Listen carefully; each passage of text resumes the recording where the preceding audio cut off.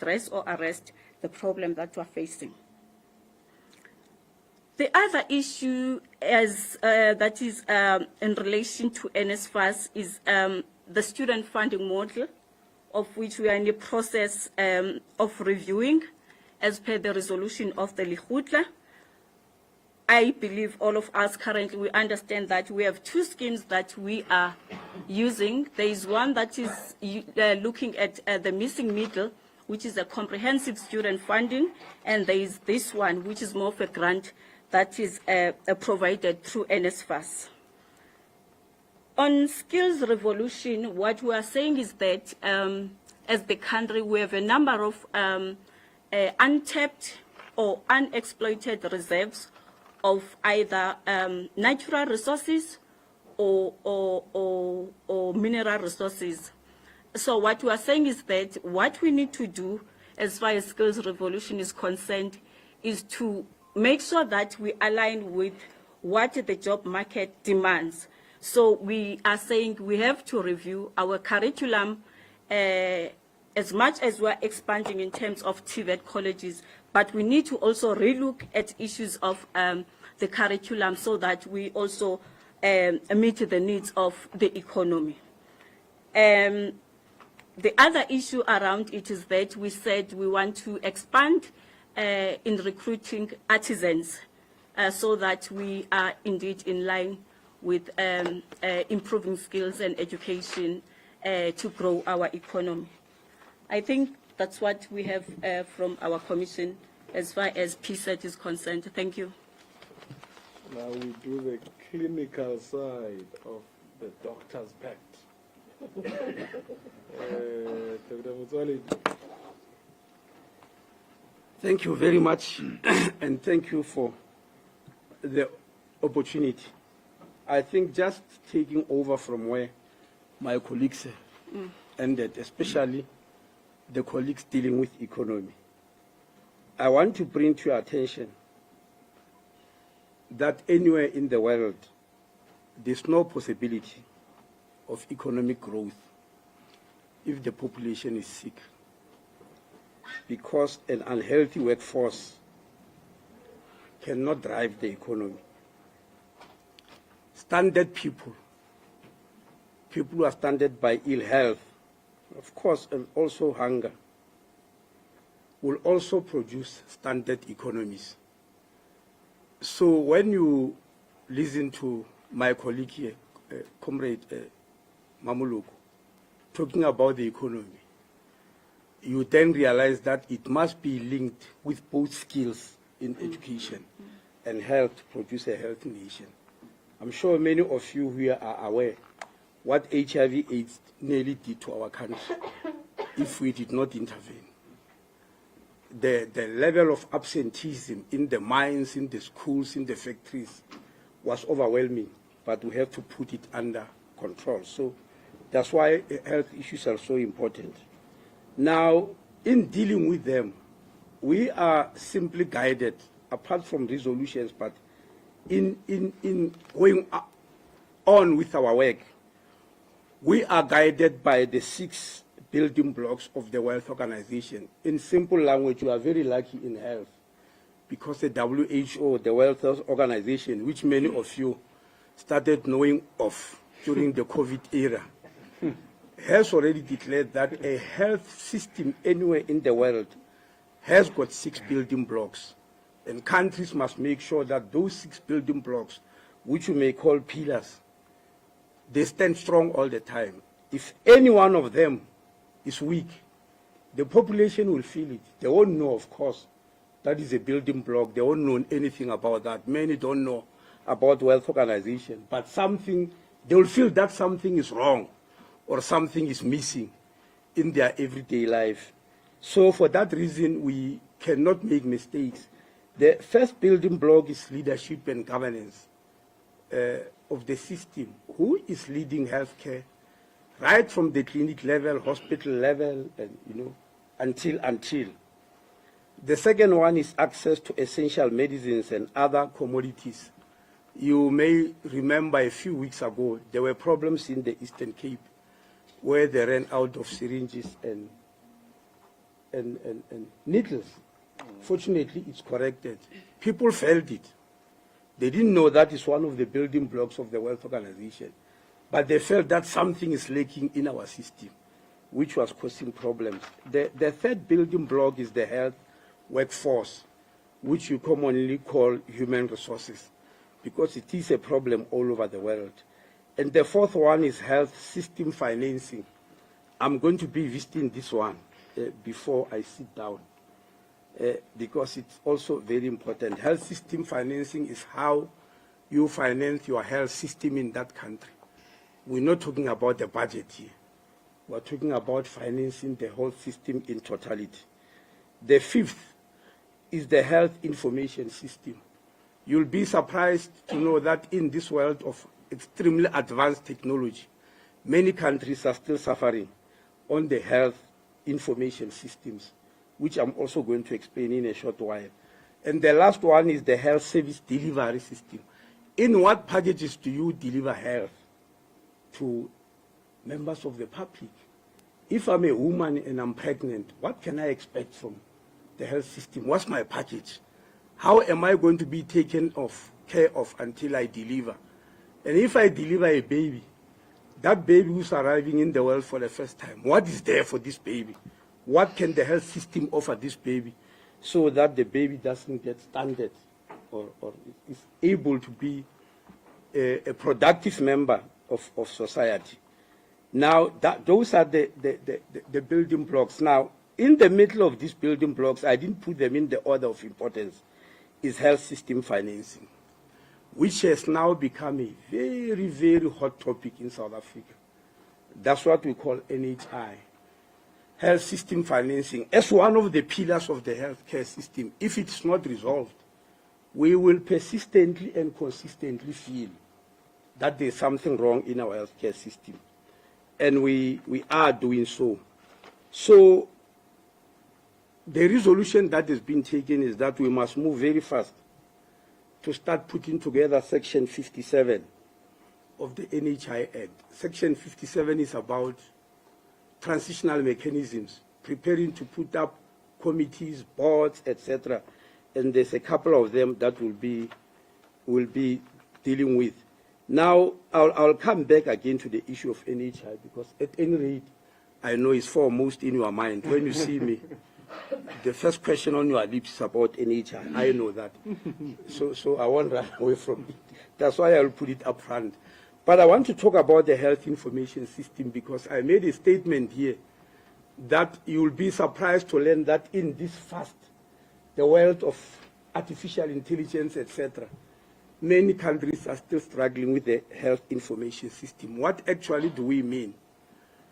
Just to give you a simple example, it happened to me 35 years ago.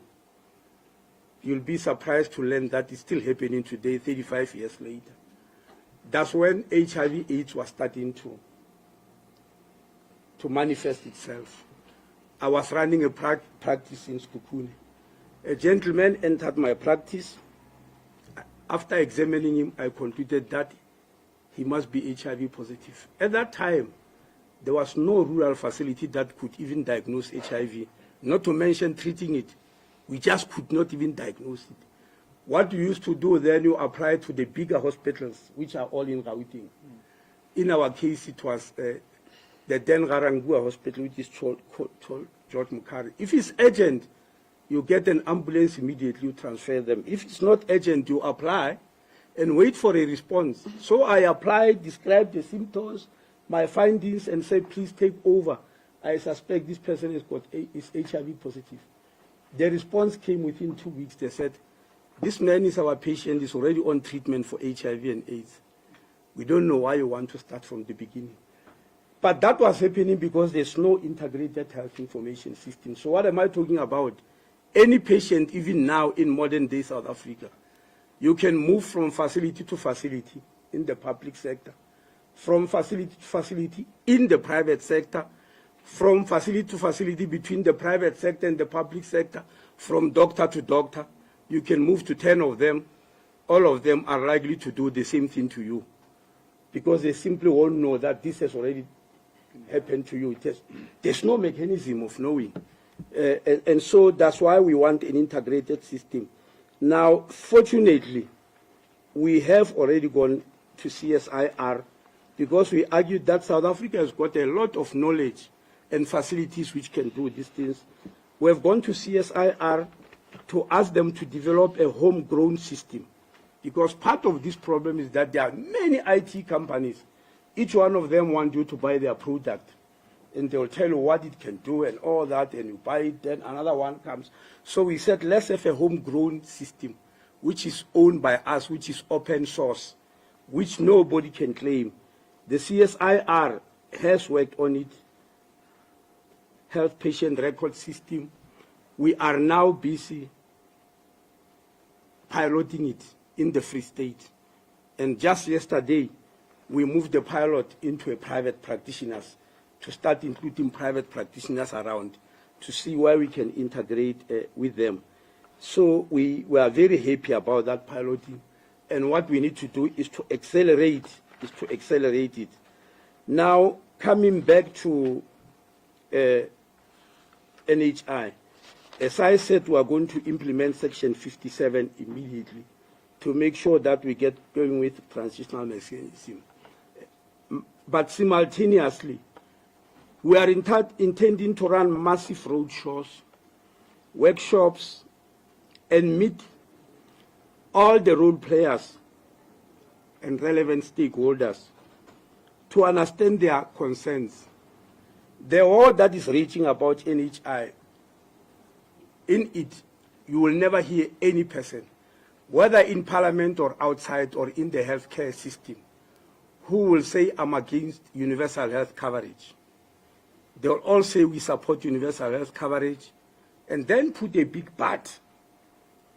And after that but, they will say, no, in the form in which it is, in NHI, we cannot support it. So our job is going to find out exactly in what form do you want it. What is that which you think, if put on the table, then you'll go along with it? And for what reason? We need to start dialoguing. South Africa is known for dialogue. It is not helpful what has happened last week. I'm not sure whether it's Friday or not. I was addressing a conference of general practitioners and specialists in Durban, a very, very important body in health, and on Saturday. And I received lots and lots of WhatsApp messages, people asking me, because there is a health insurance company, I think it's Momentum Health, which produce figures that this NHI that they are talking about is going to cost 1.5 trillion rand. That is 3 times what the country is spending on healthcare at the moment, in both public and private. I found this extremely unfortunate, in very bad taste. It is quite disturbing.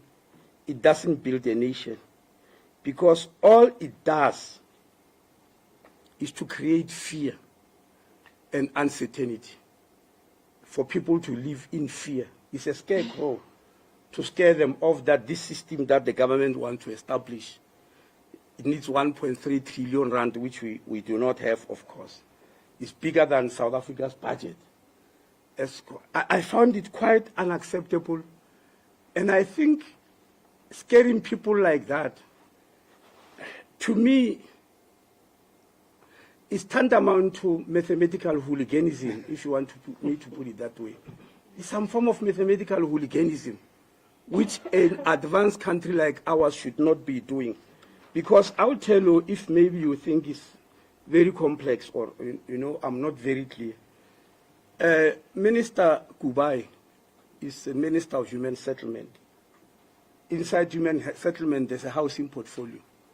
If she announces that all South Africans must be housed, they must have a shelter, and a decent shelter, which she can, because it's part of constitutional rights of people.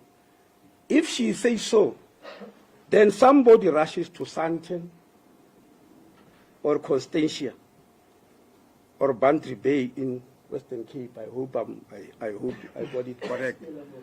And look for the most expensive houses that are owned by billionaires, and take the price of that house and multiply by 61, and say, Minister Gubai, this is what he wants to give to you.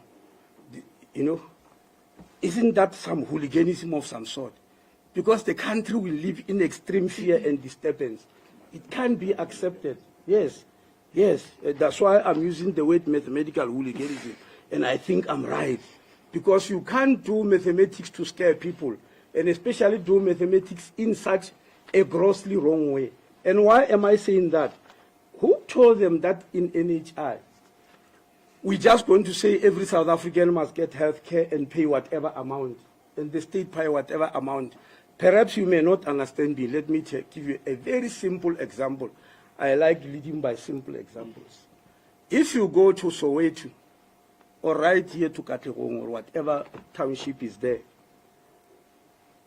and take your child for a circumcision from a GP, a qualified doctor who spent 6 years at medical school, they are going to do that circumcision and charge you 1,800 rand. That's what they will charge you. But if you go to a private hospital, you are going to pay between 15,000 rand and 18,000 rand. That's what's going to happen. Because what then they will do, they will look for a specialist, urologist.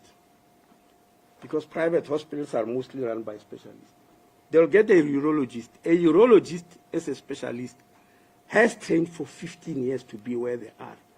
When they say somebody is a specialist, from the day you enter medical school until we give you a title of a specialist, you have trained for 15 years. They are going to look for such a person. Secondly, they are going to look for a neurologist, another specialist who trained for 15 years. They be a urologist who trained for 15 years. Secondly, they will look for an anesthetist who must put you to sleep, which is completely unnecessary, completely, because circumcision are done under local anesthetic. But they will put you to sleep. The anesthetist is also a specialist who trained for 15 years. Then they will look for somebody who is an assistant to the urologist, who will be a junior doctor like me. When I say junior, somebody who passed MPCHB. They will all need their fees, and the hospital will need their fees. Why should we follow such a system? And that calculation is based on us following that type of those type of systems, which are very prevalent in our country, making healthcare unnecessarily very expensive. We won't follow that, obviously. But Momentum Life is assuming we'll do that. Secondly, they are assuming that when we introduce NHI, all the public facilities will be rendered irrelevant. Everybody will go to a private facility. What do I do with Chris Hani Baragwanath Hospital? What do we do with Protestil Hospital, Tigerberg, Charlotte Maxeke, all these huge hospitals in Gauteng, for instance, which is the biggest healthcare system in the whole continent? We just throw them away and say there's NHI, everybody must go private and go and pay 18,000 rand for a circumcision, and NHI will pay. That's not what we are going to do. So it is misleading people and it's unacceptable. On the issue of healthcare delivery system, I spoke about HIV and AIDS. We are following the 95, 95, 95. Up to so far, we have tamed HIV and AIDS. Life expectancy has gone high, especially for women. Maternal mortality and child mortality has markedly reduced, but by no means have we done away with NHI. Yes, and mother-to-child transmission is very low. I remember in 2004, 70,000 babies were born HIV positive every year by 2004. After putting up a massive prevention of mother transition program, by the time I left the Department of Health, there were only 6,000 who were born HIV positive. I don't know where it is now, they've not yet reported to me, but we want it to come to zero. So we want to look at a massive program on this issue of HIV and AIDS. Let me stop there and leave it to questions.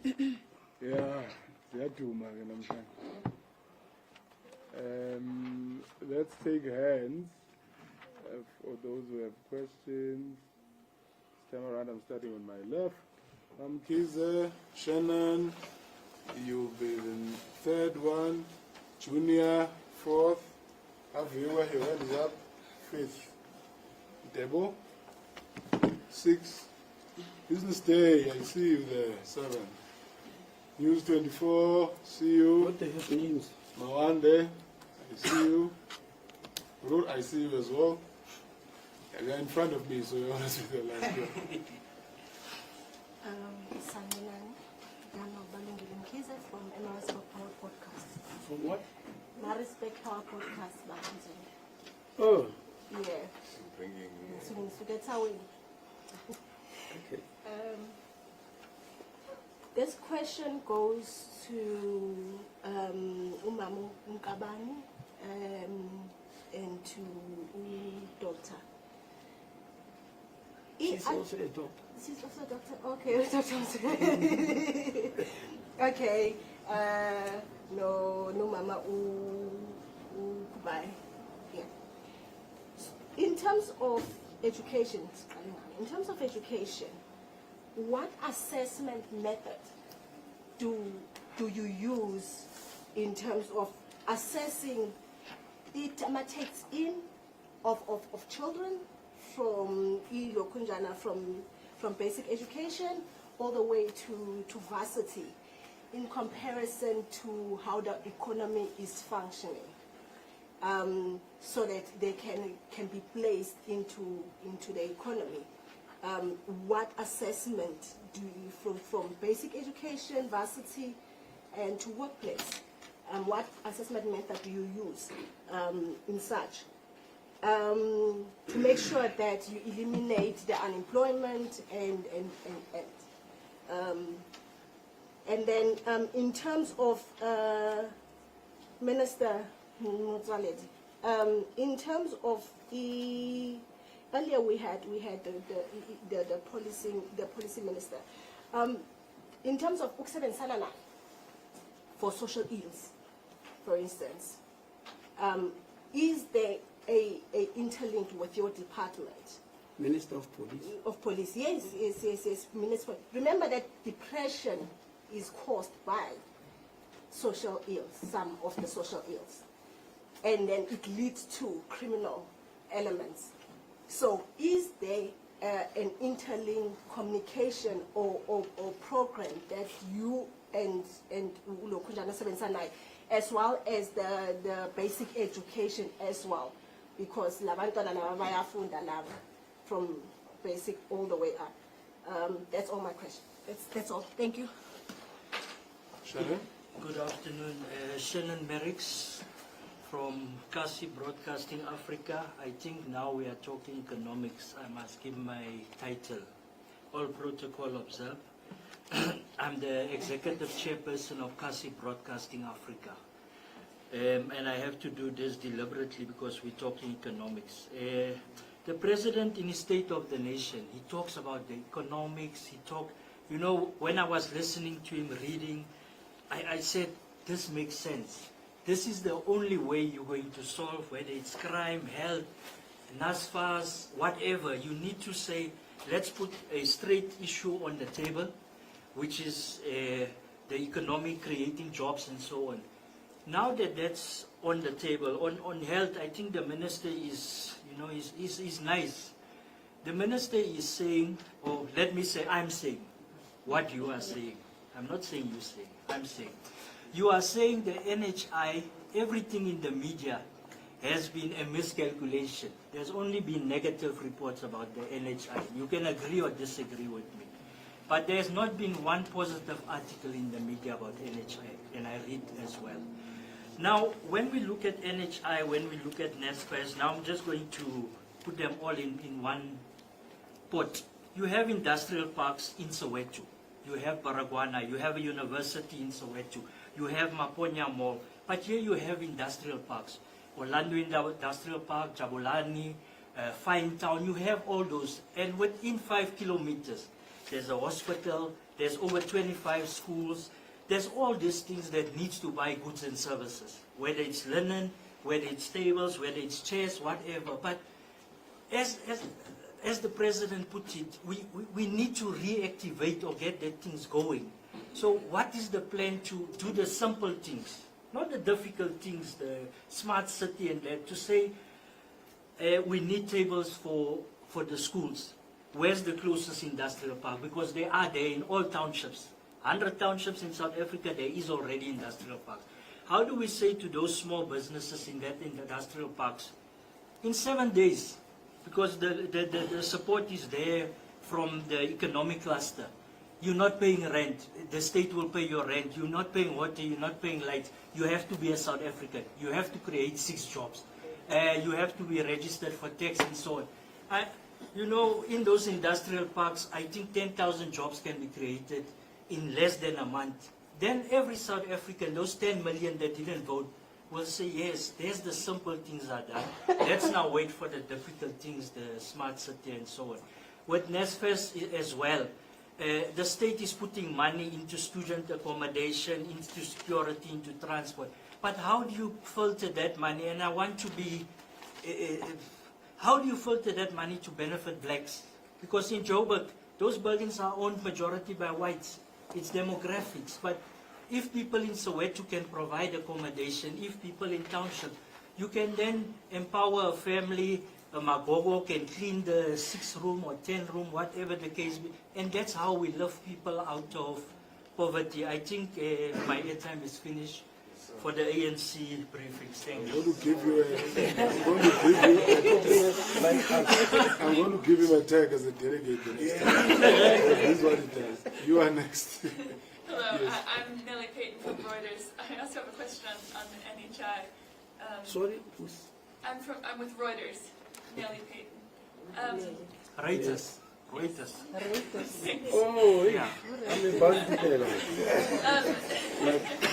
Minister, you said that you want to start implementing Section 57 immediately. Could you give a few more specifics on what that means, what actions will be taken in the next weeks or months? And also, is opposition to the NHI within the GNU creating any obstacles at this stage to that rollout, or do you still need to work on getting other people on board, or are you just moving ahead with the implementation? Thanks. Junior? Junior Kubalo from Newsroom Africa. My question is also on NHI. Minister, you spoke about wanting to roll out a lot of public engagement. Is this basically an admission that there's no buy-in to the NHI?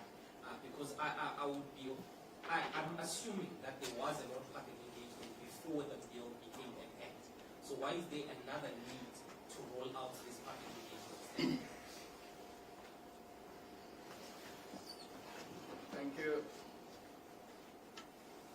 I'm Remdila ENCA. Just maybe on NHI as well. Do we have time frame, Minister, when the President will sign it into effect? On the Bella Bill, Dr. Ngawane, Just come again. Time frame for what? NHI mandate will be signed into effect by the President. It has been signed. It has been signed in May. How did you miss that? It was a big ceremony.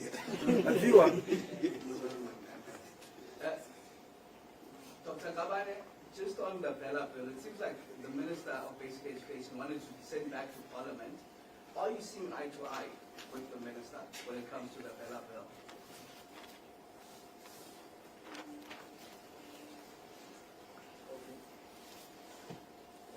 Okay, my name is Nding. I'm with the SABC. Minister, my question is to Minister Dubai. It's a clarity seeking question. Minister, I heard you talking about the new economic policy in the next 10 years. Is this related to the COVID? It's a new economic policy for the country. Yes, I think I'm fine, but if it's something that is only related to the COVID-19. When South Africa, Minister, being the most unequal society in the world, and unemployment standing at around 40%. Do you think for the past 30 years, all the economic fundamentals and the economic, I would say, policies that we had as government, do you think those economic policies are answerable to the challenges that South Africans are facing? And this is based on the tangible or the empirical evidence on the ground that says, really, South Africa, there is no really turning back in terms of arresting this problem of unemployment, this problem of us being seen as the most unequal society in the world. Do you think those policies, economic policies that were adopted in 1996, some people call them the 1996 trust program, do you think they are answerable to the problems that we face in South Africa? And I got another question from one of my colleagues from base. They're asking me, they said I must ask a question that they've seen that global markets are falling in the US. Is that the case in South Africa? Is there any impact on South African markets? Right. My name is Tandu Mareko from the Business Day. Did the EPC discuss how the current SRD grant can be used as a basis for permanent income support for unemployed? This is as the Treasury reins in on public spending and public debt in a bid to improve fiscal health. Also, did the Lekgotla discuss how to link social assistance with other forms of support as a poverty reduction mechanism?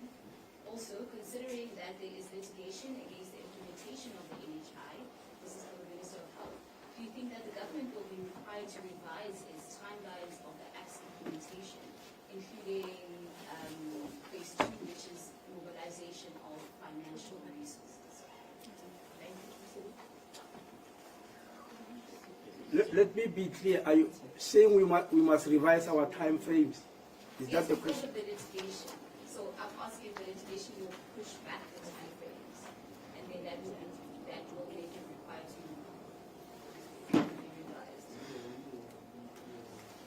Because my understanding is that the first phase is supposed to be implemented from 2023 to 2026, and then there's a next phase in there.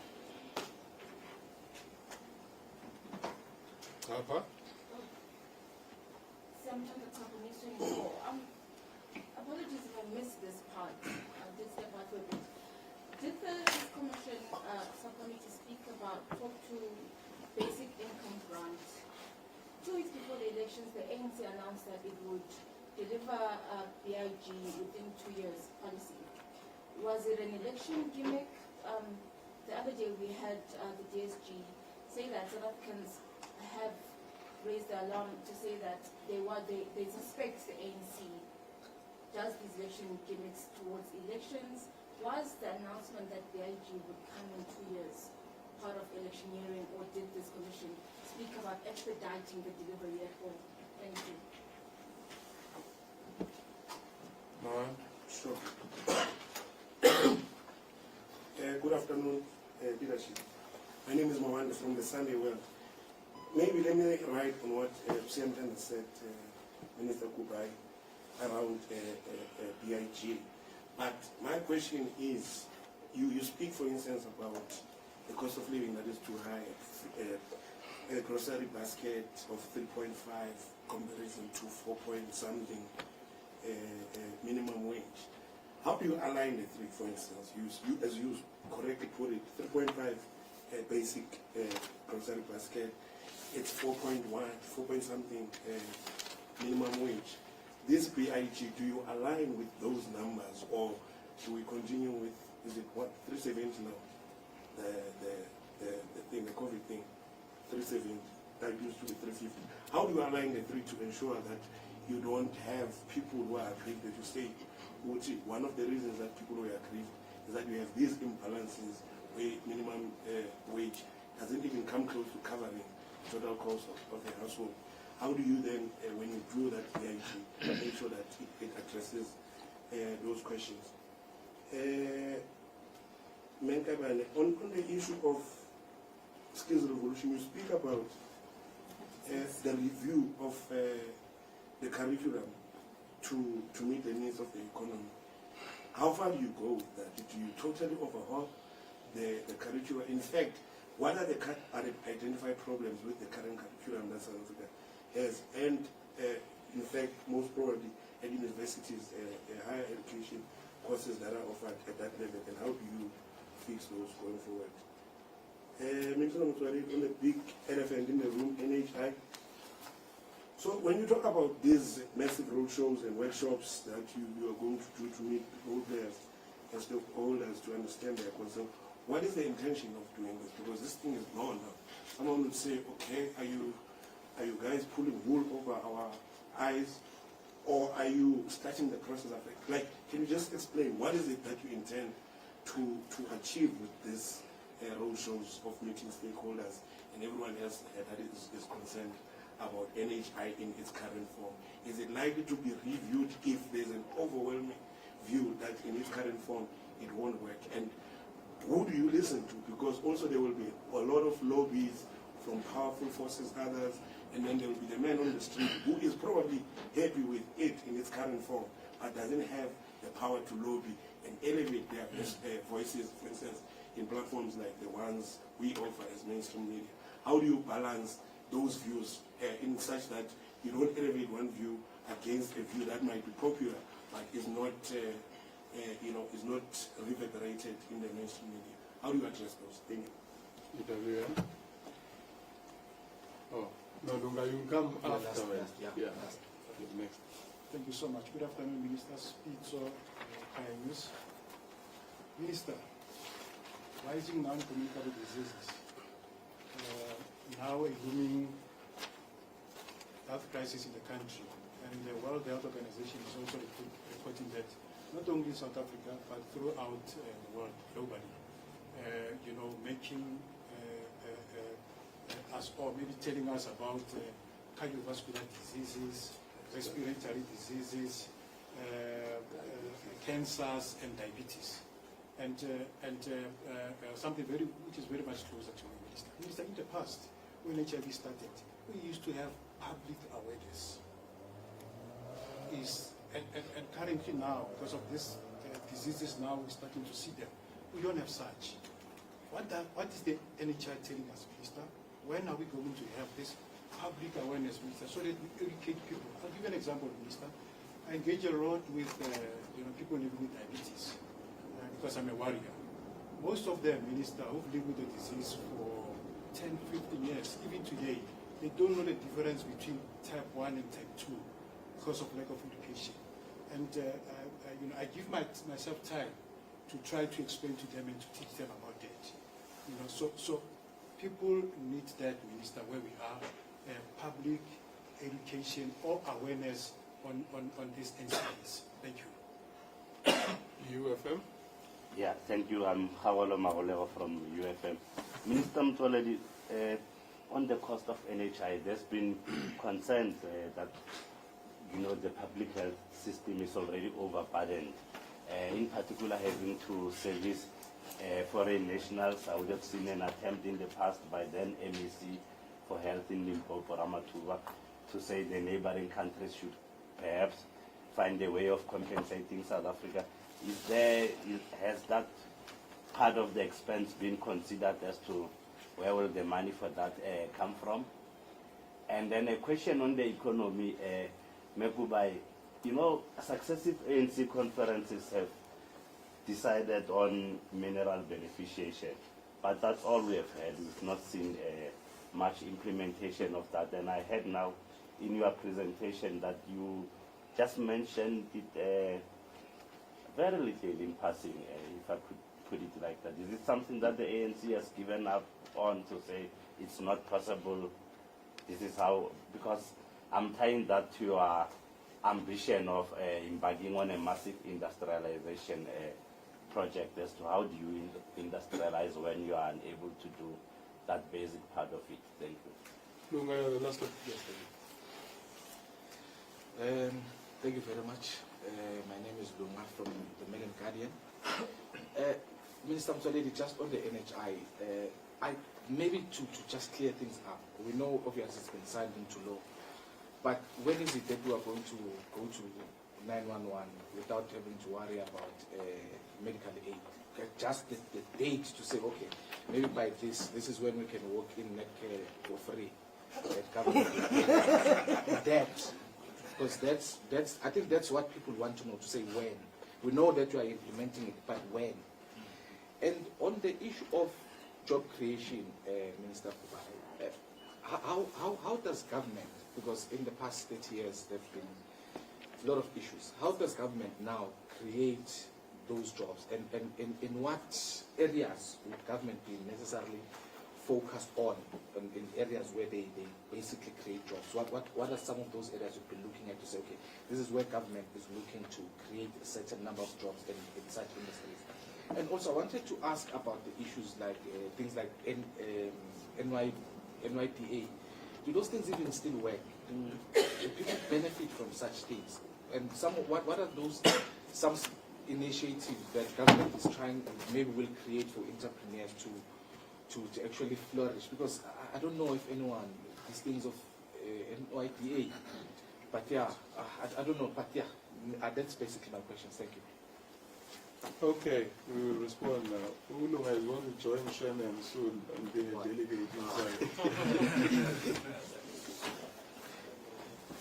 You can start on that side and come this way. You will have to move, maybe Bukala will say, yeah, I'll do the next one. Yeah, I'll do the next one. But you should finally move the pen. That's what I wanted them So that's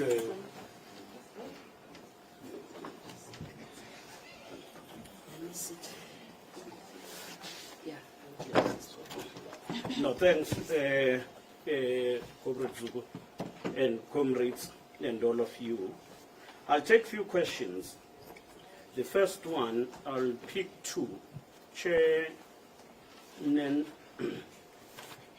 yes, the issue of industrial parks is quite important for our economy to grow. We've got special economic zones and we've got industrial parks. But what has been a problem before is the securing stable and sustainable market for SMMEs in those industrial parks. And how are we going to address this issue going forward? As you correctly say, there are those light industries that you get in industrial parks, dealing with clothing, manufacturing of furniture, chemicals and digitants and all of that. We have passed the act now, which is Public Procurement Act. It is enacted, it is in place. It now allows us to have set aside. You will then have set aside based on one sectors of the community you want to target. Set aside for women, but set aside for localization. And that could be a district or the operating industrial or entities in those industrial parks. And to then go further and enhance that, the Lekgotla agreed that the National School of Government, as well as relevant department that deals with training on procurement, must engage on immediate and urgent program to train SCM and CFO on how to implement this public procurement, which will help us to address and achieve set-asides. And that will go a long way also in addressing the monopoly in terms of the structure of the economy. May I then take, maybe on the issue of student accommodation, I hope we will meet soon with the minister at a government level. The Department of Public Works and Infrastructure has adopted a program called Asset Optimization Plan. That strategy talks to optimizing on public assets, the buildings. The real custodian of properties, Public Works, a number of buildings that are not utilized. We're saying those buildings could be offered to the Department of Higher Education, either through the private sector, to renovate, operate, and then we transfer later to government. And that was presented in the previous administration. The strategy was adopted. My final issue is I'll be allowed to join.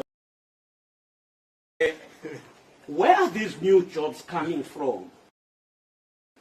We said from now till 2025, let's develop an industrial plan, an economic plan, based on, one, the fiscal and macro instruments, but based on, one, energy, transport and logistics, and all that becomes your input cost in any production. So let's look on that and look futuristic. But for now, where are these plans? We have master plans that we have already put in place. A master plan on your automotive sector, be a master plan on poultry, on sugar, a master plan. There are few, I think there are 4 or 5. 8. So we're saying, let us start implementing those master plans in a very, very localized approach and industrialized approach. So the first is expected to come from there. But lastly, we say infrastructure should continue to be the catalyst for job creation. And as Comrade Kupai reported, we are saying let's have a catalytic project packaged and implemented in a way that grows the country. What are the example? It is Operation Ukuvuselela, the railway from Pretoria to Gqeberha. It is the railway from here in Johannesburg to your Polokwane, the railway from Johannesburg to Durban. These high impact projects that we say should be catalytic. And then we must package that and ensure that they are implemented going forward. I thought I'll contribute on those too. Thank you. I'll leave others.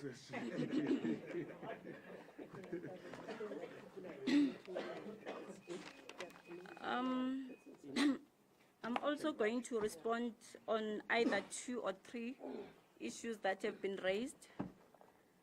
The first question that has been raised by Balungile Mkhize around the measures that were put in place to ensure progression of our learners from basic to high school, which is high school, then post-education. Yeah. You know, in our interventions that we come up with, we are guided by the Constitution. It is an obligation that each and every learner or person in South Africa must be afforded that opportunity for schooling and learning, which is Section 29 of the Constitution. Balungile, you know, there is a set narrative that I came up with when I had an engagement with Minister Blade in Zimande. It's saying there is a study that he once read, and the findings are that in South Africa currently, the intake out of 100 learners that are enrolled in basic education, out of that 100, the people that then progress to university are only 4. And then out of that 4, there is only 2 that complete their qualifications within a record time. There's other 2, they either drop out or they've got some modules that you say it's what the thing? The subs or whatever, or you fail. So our interventions then are trying to then rectify that problem. As much as we do not have systems in place to assess how many then do they succeed in terms of post-education system. But what we are trying to do in terms of our interventions is to ensure that there is access to education, there is success, there is quality of learning and teaching, as well as responsiveness. What we have done to try to close that gap or to balance the gap that you have identified is to establish cities. There are centers in our communities which are called community education training centers. So they were trying to close the gap of those who couldn't make it either to the universities or to TVET colleges, so that they are able to learn how to write, how to read, and then to get some of the technical skills for them to be able to make means out of that. So those are the measures that we have put in place. However, on top of that, there is a committee which is called Human Resource Development Committee, which is chaired by the Deputy President in South Africa, and the department, the minister in the department is more of a secretariat. It has got a number of goals. The first one is to improve early childhood learning and schooling. Then the second one is improving employability, responsiveness, as well as governance. So we are indeed trying by all means to close the gap that we have identified. The second question, I think it was coming from Mawande, around skills revolution, is it? Yeah. So Mawande, it is not going to be a total overhaul. We are going to be guided, obviously, by the industrial plan that my sister here, Mamloko, spoke about, and Comrade Sigalala. But what we are doing, we're mapping skills needs per province, because, you know, our provinces are not the same. Others, they are strong in terms of agriculture. Others are very strong in terms of mining. As I'm talking to you today, amongst the resolutions that were taken in this Lekgotla is to establish 2 universities that are going to focus on mining, in Limpopo as well as Northwest, because those are mining communities. So we want to emphasize mineral processing. We want to establish not a university, faculty of mining in those 2 provinces, because what we have established is that Limpopo, Northwest, and Northern Cape, they are the mining belts of South Africa, hence they do have the current minerals that we have, as well as the minerals of the future that are going to contribute into inclusive economic growth of the country. So we want to bring in those skills that are in need in our economies that are going to respond to potential industries that are going to be established moving forward, with the expansion of our TVET colleges, and then looking at the curriculum to meet those needs. The last part is Bella Bill. You know, we shouldn't enter into the debate of saying whether you see eye to eye or whatever. The reality of the matter as we stand is that the ANC is advancing in terms of transformation of basic education in South Africa. We are responding to the needs of our people, in particular the poorest of the poor. So what is happening? The bill is currently in the office of the president, and it is going to be promulgated. Thank you.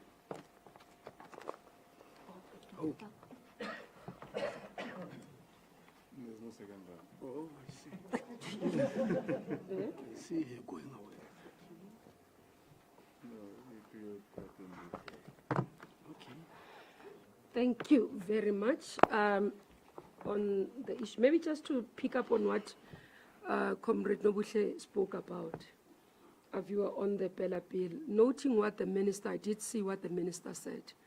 And perhaps one of the things that colleagues in the media, but also the public, will have to consistently remember, as ministers, we might have opinions, but we act collectively, and we are collectively and individually accountable. So the powers of a minister in terms of Section 91 of the Constitution are delegated by the President. So a best way as a minister, when you have a different view of a decision of a cabinet, because that bill did not go to Parliament from a minister of basic education. It went through cabinet. It is decision of a cabinet. So the correct way is for a minister to go back to cabinet and explain the differences and convince cabinet, because it's not a decision then of Minister Mutseka. It's a decision. Bella Bill was approved by cabinet to be submitted to Parliament. So it's a decision of Cabinet. So Section 91 and Section 92 does give us parameters as ministers of how to operate and how not to operate. I think that closes the chapter. Until the minister goes to us as members of Cabinet collectively and convinces us that why the president shouldn't sign, I don't think it's appropriate for having to comment in the public.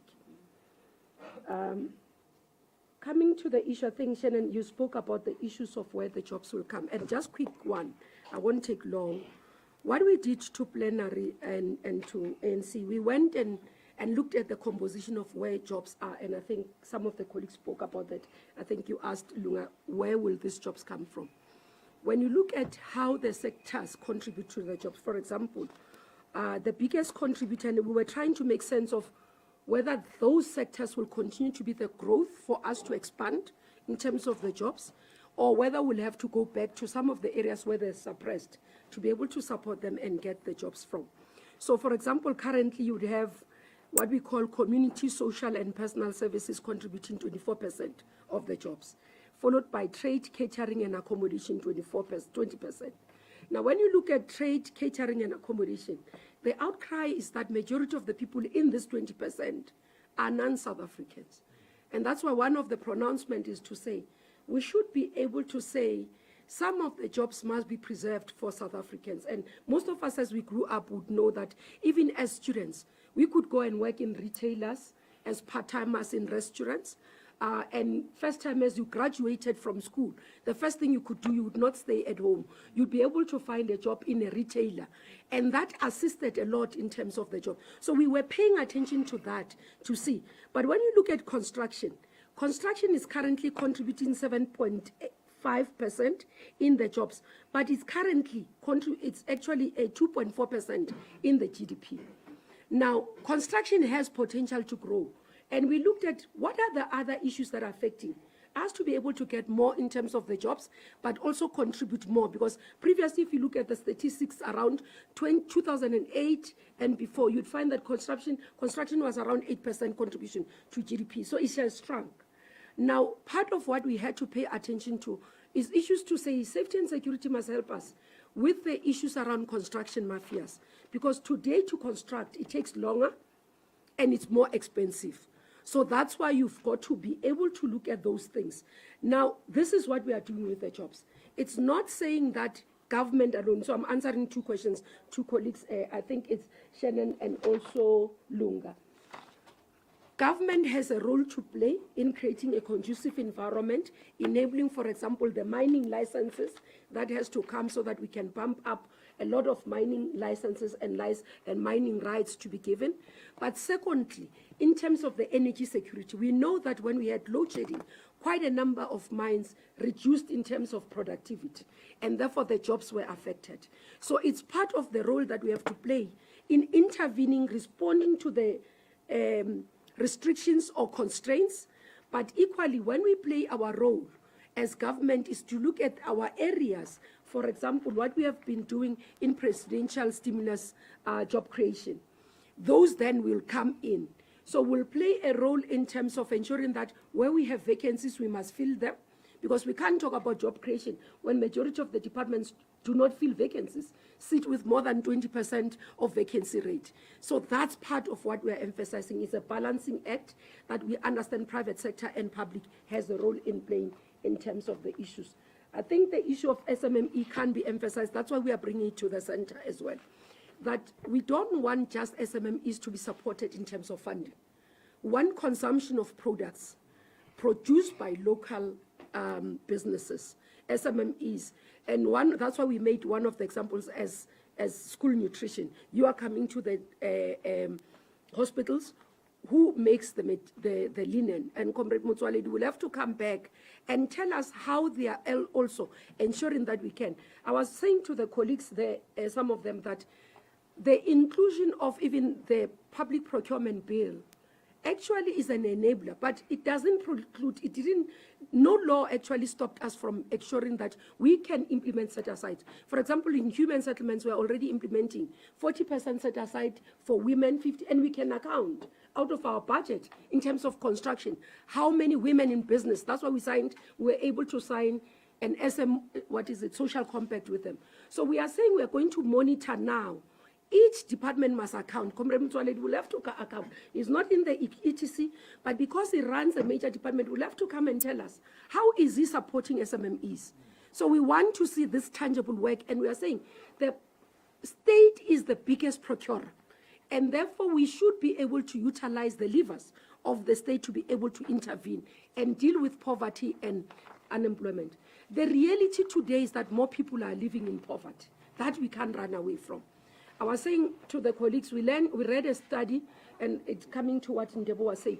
We read a study about 40% of people in Soweto living with one meal. That is not even full nutritious. And that tells you, because previously we would have identified districts. I don't know if you remember when we dealt with war on poverty during the Thabo Mbeki era, and I'll come to what you were raising. And one of the issues would identify, for example, Msinga. And the intervention there today are still relevant, because what we did when we intervened in Msinga, we made sure that people who did not have access to IDs, passport, not ID, birth certificates and all that, because they were not accessing schools, they were not able to access social packages. And that intervention, even in turning around that situation, was able to open opportunities in terms of that community. It's far better compared to that time when you look at it. The second community that we intervened at that time was Lusikisiki. When you look at Lusikisiki pre-2006 to Lusikisiki today, you see that the interventions, which were based on economic interventions, were actually have turned the situation around. Now, but what we are facing today is because the cost of living has gone up higher. Now, what we would have put as interventions as government, social packages, and I'm coming to the issues of PIC, it's not really making meaningful intervention in the hands of South Africans. Because if we are giving a social grant of 1,900 to a senior citizen, previously in 2007, that was a lot of money in the hands of a senior citizen, and they were able to raise children. That's why you'd have, for example, I was in Kabeja in the election, where we had first-time voters saying, I am voting ANC because my grandmother raised me and I was able to go to university, finish my school because I was supported by a grant of my grandparent. And the fear we have, and all of us today, is will that grant today be able to support that child that exists, to be able to go through high school and be able to enter university? That's the question this 7th administration, which is a GNU-led government, will have to answer. But overall, when you look at policy, and we did that roadmap in the plenary of what we did, Ready to Govern 1990, RDP 1994, and the elements of it, GEAR 1996, ASKISA 2005, NGP New Growth Path to 2010, and NDP 2012. And then we looked at the elements of it all round, and we found similarities. So the issue from a policy point of view, it has been consistent to identify the issues. For example, as back as RDP 1994, we spoke about structural reforms, which we are talking to today. Now, the issue has been the direct implementation of those policies. And that's why ANC previously would have acknowledged that from a policy point of view, we've never lacked. What we have lacked, or we have been found shortfall of, has been on the implementation. And that's why when we did the ERRP, we went and put mechanisms in place to be able to implement, and we could account for almost 90% of achievements in terms of the ERRP as we closed it last year. Now, that's what we are taking as lessons when we go forward. What we are seeing is a growth of a population that, if you look at the population between 1994 or 1996 first census and 2022, there's been 20 million additional people. That's a huge number for a country to deal with. And now, whatever you've been able to build, so if you've been able to provide houses, the rate might be, the number might be higher, but because it's not growing in the manner that the population is growing, it's not showing the impact. And that's why Census 2022 assists us now. And that's why many of us are emphasizing the need to use data as a decision-making process. Hence, we can tell you about what we are seeing now in households. in terms of the data that is coming out. And the data that comes out, for example, I hope Comrade Motsoaledi one day will share what is happening to a girl child, black girl child in South Africa, which is worrying. Because that we are going to see the impact in 10 to 15 years. They're becoming pregnant as teenagers or children, but more are leaving schools because they have to be caregivers of their own children or others. And when you look at that, when you look at statistics, it's telling us today, we are going to see the impact 10 years down the line. Now, that's why we are starting to say, let's pay attention to what statistics is saying to us and determine 10 years what will happen. Hence, the decision of a new policy that needs to respond to what we have today, but anticipating 10 to 15 years, obviously, beyond, to say this is what we'll have to grapple with going forward. So I hope I've been able to deal broadly with those issues and in terms of the areas. Now, coming to issues of basic income grant that Semtanda and Mawande raised, maybe just to correct, Mawande, 370 is not basic income grant. It's social relief of distress, a grant of distress. So we've not implemented BIG as South Africa. We've committed to looking at BIG.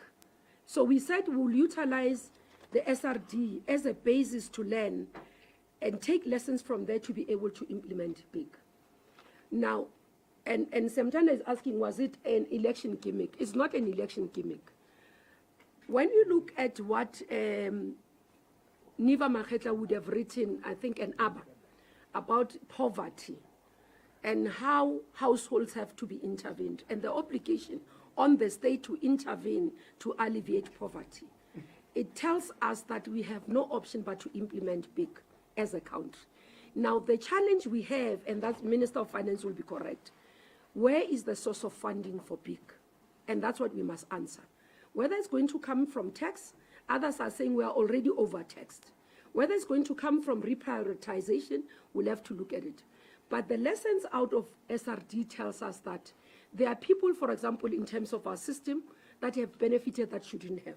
So you need to clean up that system. Secondly, is the mechanism that you provide the BIG, the social grant.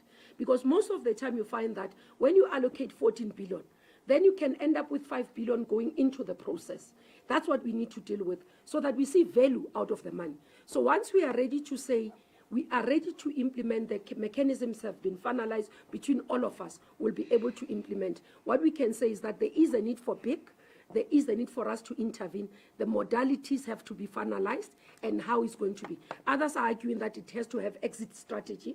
It must be linked to some sort of training. You can't just go into BIG without any conditionality. But others are arguing that NGOs are saying no conditions, which I don't agree to. For example, as chair of ETC from an ETC point of view, that we can't have that because there must be an exit. Because it's an intervention for people to be able to find. They must be linked to skills so that they are able to exit. So it's those modalities that we must finalize around BIG. I think I've been able to answer. Okay, the issues around mining, how what we acknowledge, yes, and I think the Youth League is hard on us on this one, on beneficiation. We would have had them even in their press briefing, that we've not been able to tangibly beneficiate. Now, there are various, and somebody can say it's excuses that we are giving. But one of the things that we have acknowledged as ETC is that let's utilize the licensing environment and the new conditions that we'll give into the minerals of the future, the new licensing of your lithium, your copper, and all those things, as part of putting the issues of beneficiency linked to it. And that we believe that is easy to do, while the Department of Mineral Resources, we still give them the responsibility to be able to ensure that even issues of royalty have been raised, that we must be able to take the issues of royalty to be able to benefit, for example, be able to create a fund that can be used in the society and benefit communities. But secondly, in terms of being able to still beneficiate. So the commitment is still there. I'm not reading it in passing. I think when we did manifesto, I did highlight it and spoke to it quite in detail. So that's why I just went over it at this point. But that commitment remains. Whether we are committed and will be able to see it, linking it with industrialization. One of the things that would have been in the few years, while we would have wanted to beneficiation and industrialization.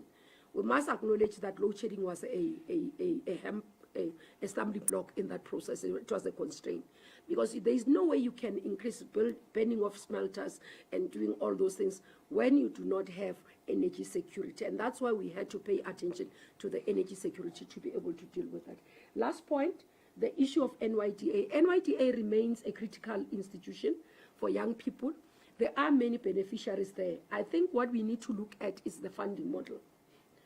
What we give to NYDA is not sufficient. I think we must acknowledge. When you look at their budget, I think it's almost about 700 million. That's why their impact will not be felt. But where you've been able to meet individuals who have benefited from NYDA, they do share a positive story. But what we said to NYDA, many of us, is that let them partner with various departments. There's opportunity to partner with trade and industry. Deputy Minister here is a young person, should be able to drive the issues of young people and benefiting and partner with NYDA so that their impact can be felt broader. Thank you very much. Thank you very much. So before you move, Minister, but you didn't answer. I said, which one? This side is a SRD, what, 370, this side 3. How do you align? I mean, how do you expect someone who earns 370 to afford the 3.5 food basket? That's what I asked. Oh, sorry.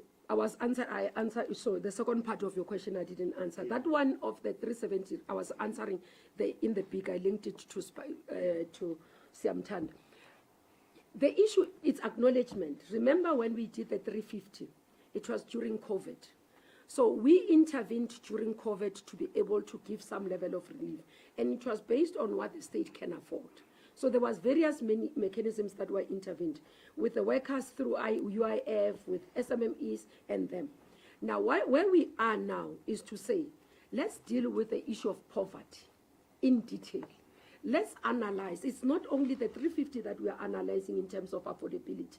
It's also the issue of a general worker who is a person who's employed in a department of human settlements as a cleaner, is earning 4,700 or 5,000. And that person has to take a transport staying in Mamelodi to come to Pretoria. The amount of money that that person pays in transport, the amount of money that person has to spend on food makes it unaffordable. And that's why we are saying we've got to deal with the issue of affordability, how the cost of food basket is, reduce them, and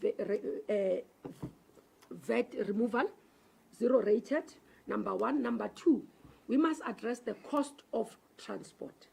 And that's why we're talking about the issue of levies in the fuel levy. Because when you look at the fuel levy, the amount we pay for fuel and the amount we pay for tax is higher. And that's why some people will compare us to Botswana. Why Botswana petrol is less than ours? It's because of the tax. So we are saying let's review that system. And we were acknowledging that Minister Enoch Godongwana might not be happy. But it's something that we've got to look at. And the President has committed to say we must look at it. Again, the other issue was saying, in municipalities, there are grants that we give from national to municipalities in order to support households. What we're doing as an analysis is that those grants or support for households are not reaching households. They are at municipalities, for example. What you have as their equitable share, then pays for your consultants, pays for staff, doesn't reach the indigent person. And we are saying, let's review to be able to reach the indigent person. So those are the interventions that we want to do. When we introduce big, 350 will fall off. And that's why we want to phase it off as part of introducing big. And the category and the conditions will be different to what we have. But definitely for those who deserving have to support, because we can't have people going to bed without food. I think even Debo raised the issue of economic policy versus the COVID-19. What I was explaining, Debo, is that the ERRP was particular to intervene in COVID. So it has come to an end by 2023 December. That's why now we need an economic policy to take us from here forward, because the basis of that will be from the our NDP 2030. NDP just have a chapter that says do the following. So you've got to be expansive in the explanation, but also deal with what we're saying in manufacturing in detail, in industrialization in detail, in beneficiation in detail. So that policy then will take us forward in holistically and take us beyond the pedestrian growth that we've been able to see. Thank you. Oh. As a country, we operate within the global markets. So when global markets are affected, we are affected, obviously. There's been concerns around what is happening in the US. Recently, there was a study as well released by US in terms of what they have been able to get affected by their constraints on China, heating on China and the restrictions that they put on China, which negatively affected their own companies. I think they've lost about $135 billion in investment because of that. So we do get affected, and JSE will react in a manner that says, because many of them would be, our bonds are bought from external. So when there are external shocks, what we call external environmental shocks, we do get affected. And that's why the rand as well will react based on what happens in either Europe or in the US markets. So what we have to do from our side is consistently to monitor the impact and find mechanism to absorb the shocks so that we don't get hit hard. And that's why every time, continuously, not only that, the war in the Middle East continues because the logistics in the Red Sea gets affected, we get affected. As long as those conflicts are not resolved, we continue to be affected. The elections that are coming that are uncertain in US obviously gets affected, we get affected as well. The impact on us because trading globally is in dollars. So because of that, how the bonds are bought and the investors in our markets, potentially that's what happens. We were affected by our own elections. There was a wait and see for a couple of months in terms of investment. We think that with the GNU being established, there is level of confidence. We're hoping that we will be a safe market for people to run to in terms of the current global markets, because we still remain, as South Africa, one of the safest investment destinations. Thank you.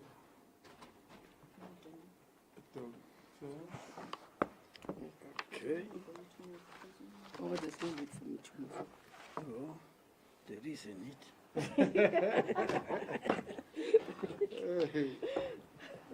Yeah. No, thank you very much. The first question is from Mam Kize. Kabazel, you are right that people who have got depression are likely to get involved in some form of crime. But statistics show that it's 3.7% of men who are going through depression who gets involved in violent crime. When it comes to women, it's only 0.5% of women who do so. The reason that they take it serious is because it is still 3 times than in the normal population. Because in the normal population, men who get involved in crime are put at 1.2% and women at 0.2%. So for that reason. But what worries me the most, why I quote these figures, what worries me the most, and I've already discussed that with Minister of Police and already asked, are rather people who are on drugs, especially the new drug in the market called crystal meth. Because those, when they come to hospital, they are not like when you have smoked dagga or, cocaine or what. They are psychotic, if you understand what I mean. In simple language, you say mad. They are coming in chains in hospitals, so much that some of their relatives refuse to take them. And I'm very serious about it, because we've been phoned so by many hospitals, what do we do? They say the state must see what to do with that person because of the violent crime they've seen. So I was telling the minister, we need to have a special drug squad in South Africa. A squad that specifically deals with drugs and specialize in it. Inside it, there will be help. A lot of professors, psychiatrists, health people, and police. And I really ask that we sit down and discuss that. Because I'm convinced that some of the things you see today is because of those drugs. The manner in which women and children are slaughtered, like, in a manner that you have never seen before. Yes, it's so inhuman. Where is this humanity coming from? Some of these people are on drugs. They are on crystal meth because it's there. Remember, crystal meth is methylamphetamine, which was there before in health because it was used. It was the most potent drug used for weight loss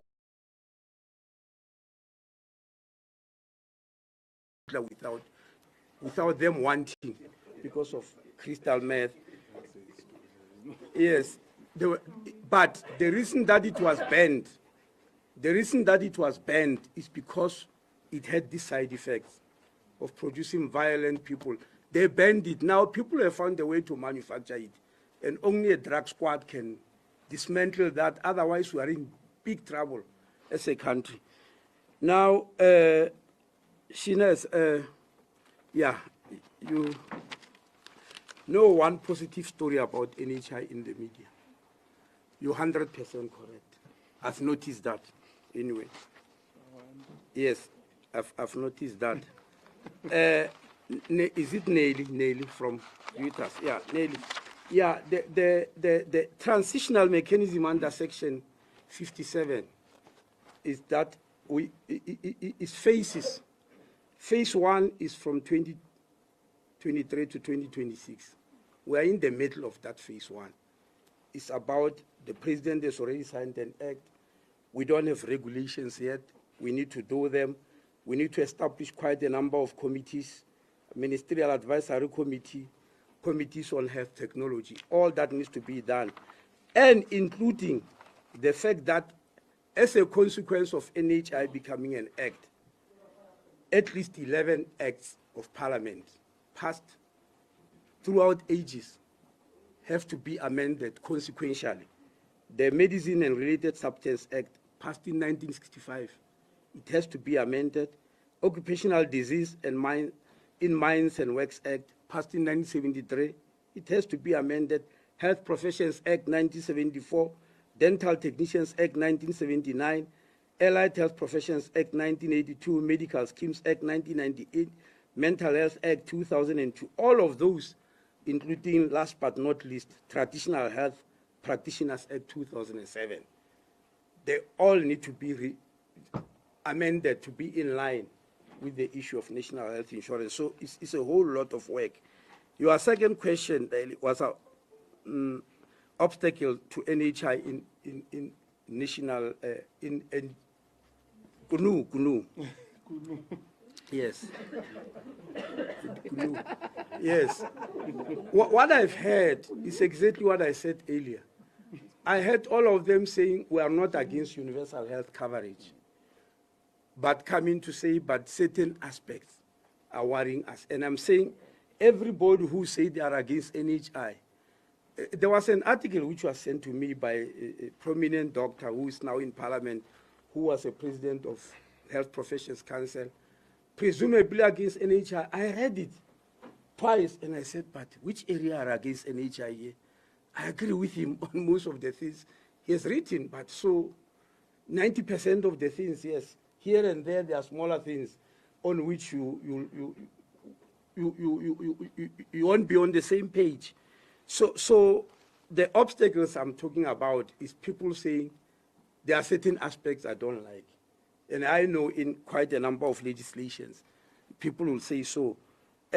Junior, yeah, a very big statement. You said going out, is it an acceptance that there is no buyout for NHI? I want, yeah? Buy in. Buy in, sorry. Yes, yeah, buy in, yeah? Buy in, not buy out, yes. You see, there is absolutely no scientific evidence that there is no buy-in for NHI. What you are seeing is people who are beneficiaries of the present system. That includes quite 99% of us in this room, if I'm not mistaken. That includes the media. Okay, you'll fall in the 1%. The 99%, yes, are the ones who are speaking. The real poor people who are beneficiaries have never spoken. You haven't heard them. Nobody is carrying their voice. My going out there is to give them a voice. That's number one. Number two, even before already, I've got many requests on my table of people who are saying, please come. We want to understand more about NHI because we have heard a lot in the media about it. We no longer know what the truth is. Because in the media, you have made up, as I'm saying, some sections of the media, let me make you homogeneous because you're not. But in some sections of the media, you have made up your mind. That's why when a judge declares Section 36 to Section 40 of the National Health Act passed in 2003, the headlines was about NHI being thrown out of court. I have to battle to tell you that this is not NHI, but it was already headlines because, in other words, there was already excitement that this thing is gone now. And it was done by the media, not ordinary people. So ordinary people are saying, come and explain. What is this? The other people are speaking, and they are speaking every day. Unfortunately, in the media, I mean, I have to say these things because I've noticed them. Anybody on any policy who is against the state, you give them the title expert. That's what you do in the media. Once you talk against the state, you are an expert on this. And they call you all the time. Other real experts that are not against the state are never called. Yes, for instance, yes, an expert on this and that. For instance, yes. Yeah, some girl is an expert on ANC. I accept that. So I'm not talking about it. Yes. So that is where the problem, for instance, within the World Health Organization, there are people who are designers of this whole concept of universal health coverage.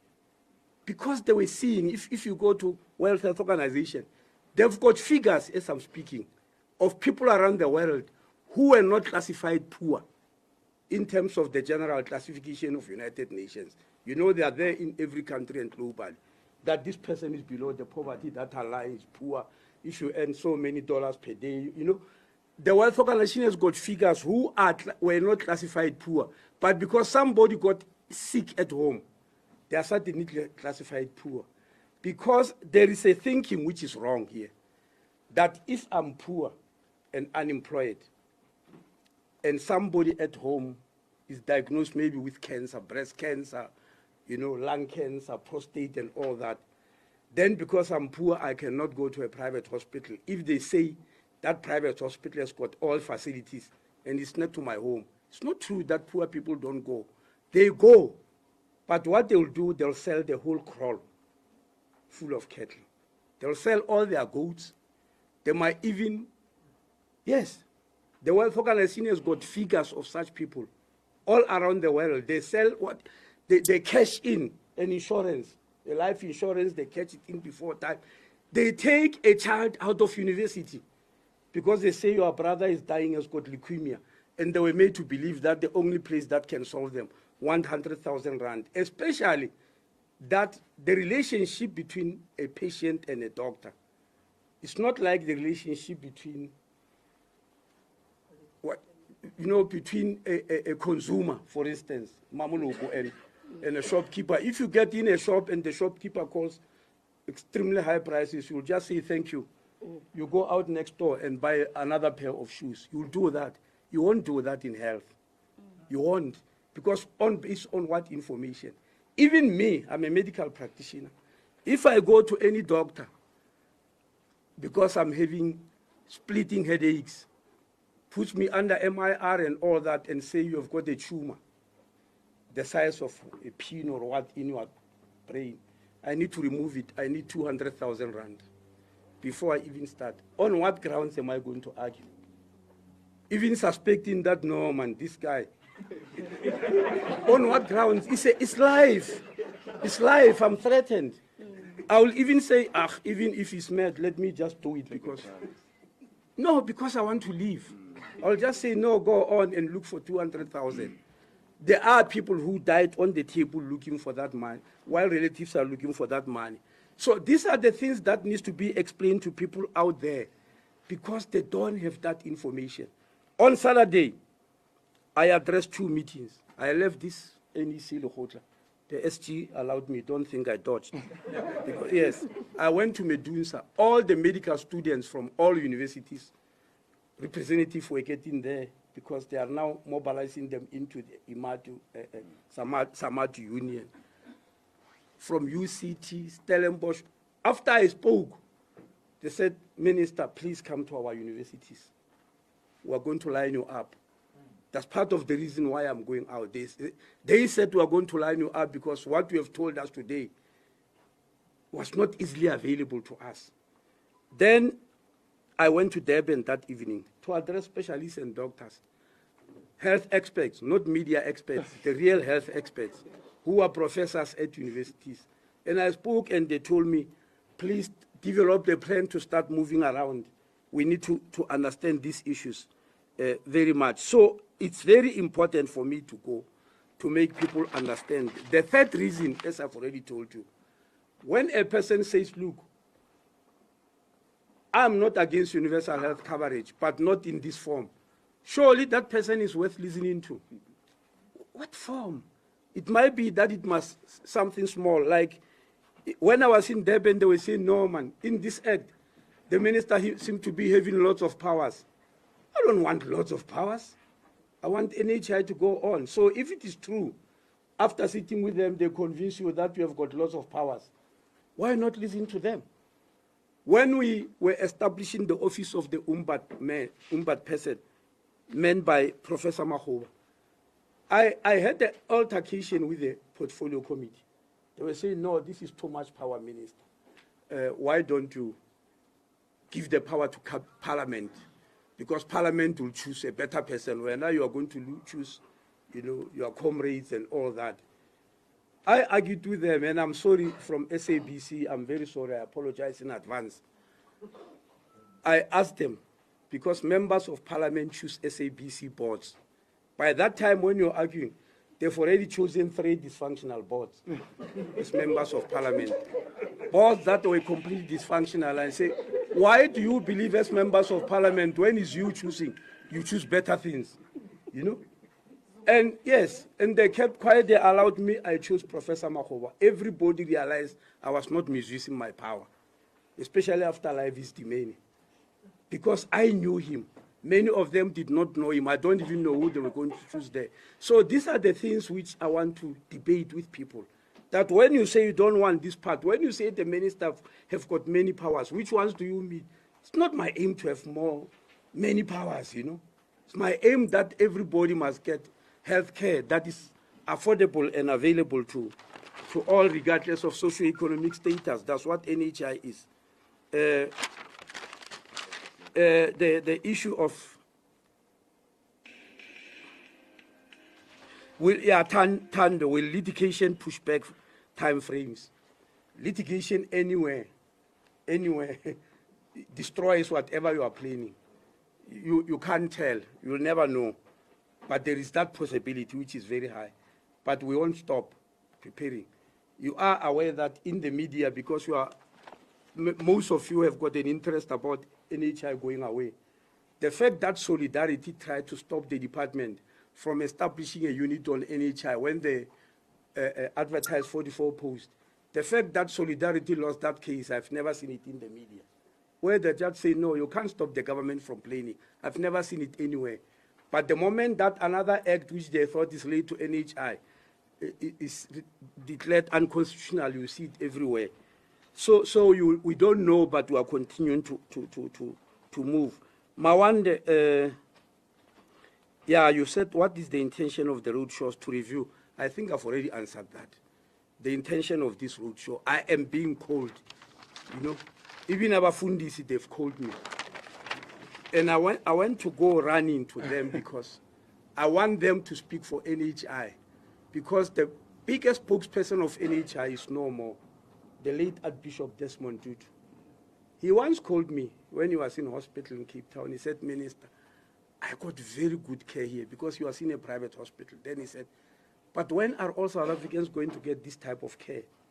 I kept quiet. He said, I'm asking about this NHI. This NHI, when is it coming? He then went on to say, Minister, my wife, Umama Leah, had done mammograph. Mammography is what you do when you check breast cancer. And he said she was charged 15,000 rand. Then he said, Minister, just tell me, if it was a woman from Kaelija, can you tell me what was going to happen? And I looked down again. He said, these are the issues that need to be resolved. Now, many people don't know about all those things. NCDs, my friend, he always phones me. Yeah, he's a big soldier. He's not joking. Especially diabetes. Look, NCDs, after we have done away with infectious disease, because we are going to do so anyway, are going to be the biggest problem in the world. On the African continent, because we are still having HIV, AIDS, cholera, and all that, now we are dealing with monkeypox and all that, we don't see the problem with these NCDs. In developed countries, I can tell you, it's a huge problem, especially that their populations are aging. Now, you are not going to defeat NCDs, cancer, diabetes, high blood pressure. You're not going to defeat them with pills. Forget, it's not going to happen. There's no way that the world will win with pills. It's not like when we give pills to everybody who's HIV positive, and eventually they no longer get infectious, HIV goes away. It's not like that. Diabetes is mine and mine only. And no matter how many pills I'm swallowing, I won't stop it from moving to other members of the population. So that won't be a good way of fighting them. We fight them as a population-wide battle. For instance, there's something here which you might not know. We have reduced the amount of salt we eat in 6 very common foodstuffs. In bread, brine in chicken, soups, spices, We have reduced salt. I was still in health, we called industry, and told them that South Africans are said to be eating 4 times the amount of salt than is necessary. How do we stop it? And because anybody who does a kidney transplant, the Minister of Health has to sign. I saw many forms going past the table. Kidney transplant, oh man, what's happening to the people's kidneys, In Gauteng alone by 2015, there were 500 people who were lining up for dialysis. Remember, dialysis, you must be dialyzed every day. Then I said, no man, but we can't leave this to go on. Experts said it's sold. We called the industry and said, let's start the regulation process. And they agreed. We reduced the first amount in 2016 and said we'll wait for another 3 years. We reduced the second amount. You are eating lesser salt now without knowing. We did it in stages to avoid a riot, because people are going to go on a riot when they believe there's not enough salt there. We are avoiding a salt riot. Same as sugar. And in the media, you completely misdiagnosed it and say we are looking for money when we're doing a sugar tax. I didn't want any sense from that sugar tax. We were worried by exactly what you're talking about. The NCDs were exploding, cancer everywhere, because everybody's eating sugar, whether they like it or not. Sugar, which never used to be eaten in the past.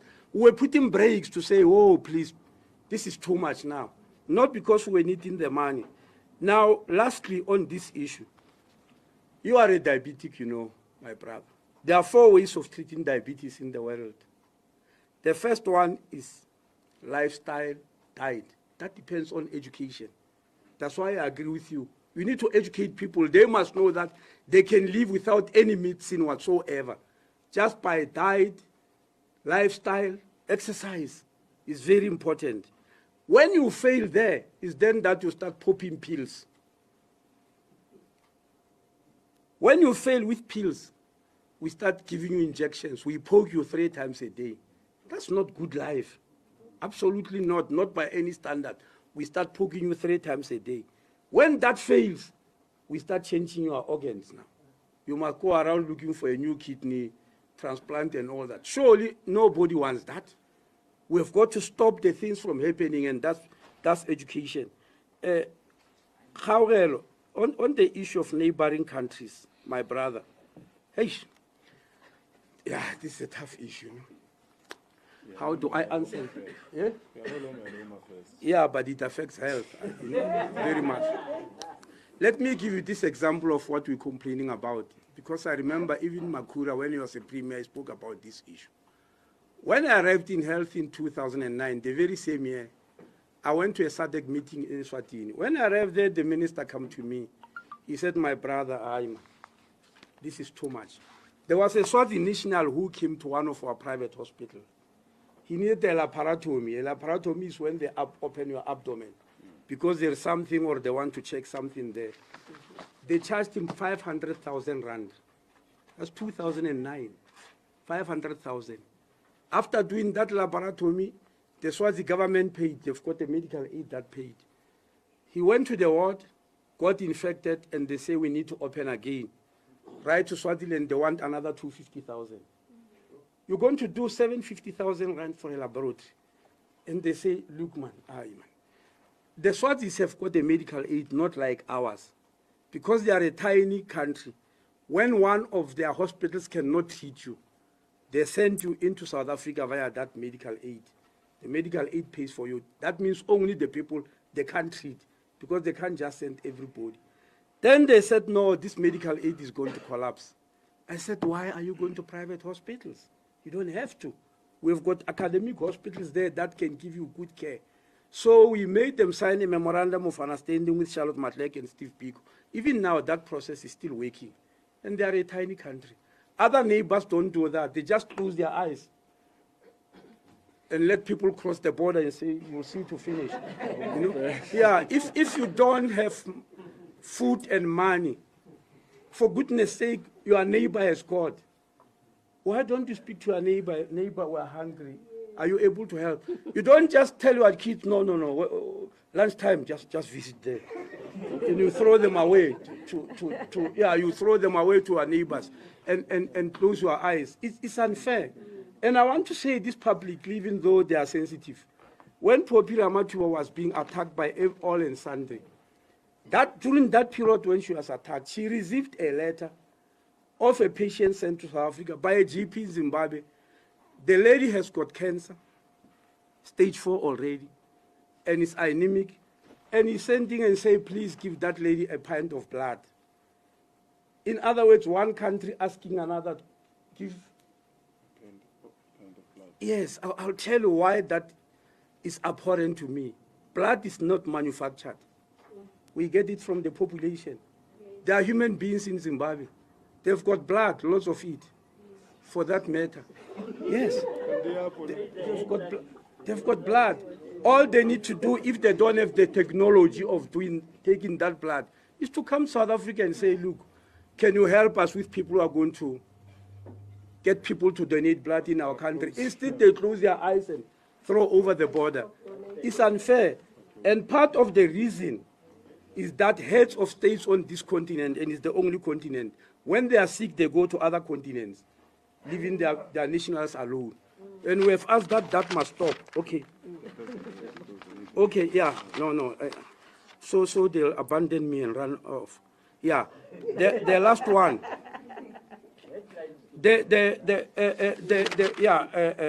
Lunga, this is a very difficult question.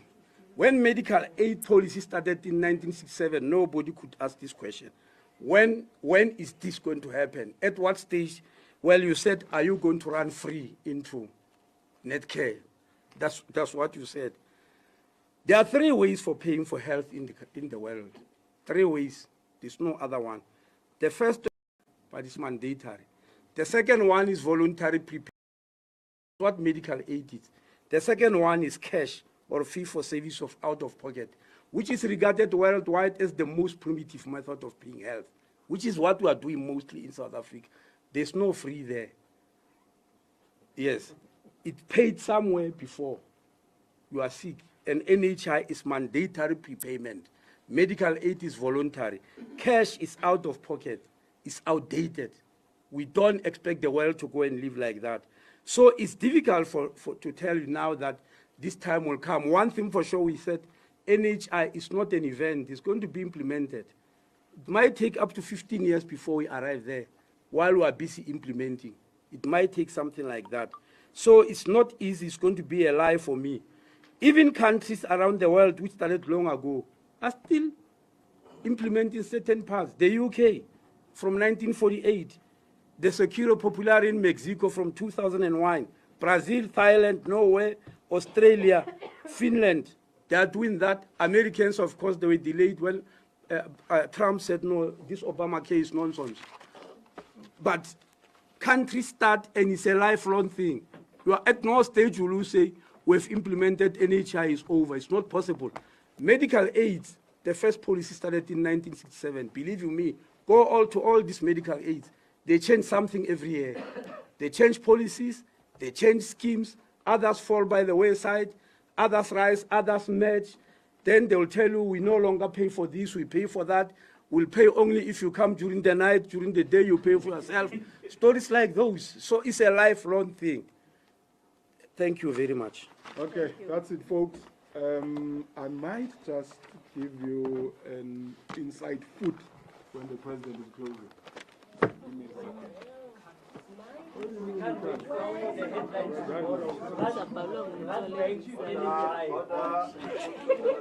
What? Blood bank NHI 1. What blood bank? What blood bank NHI?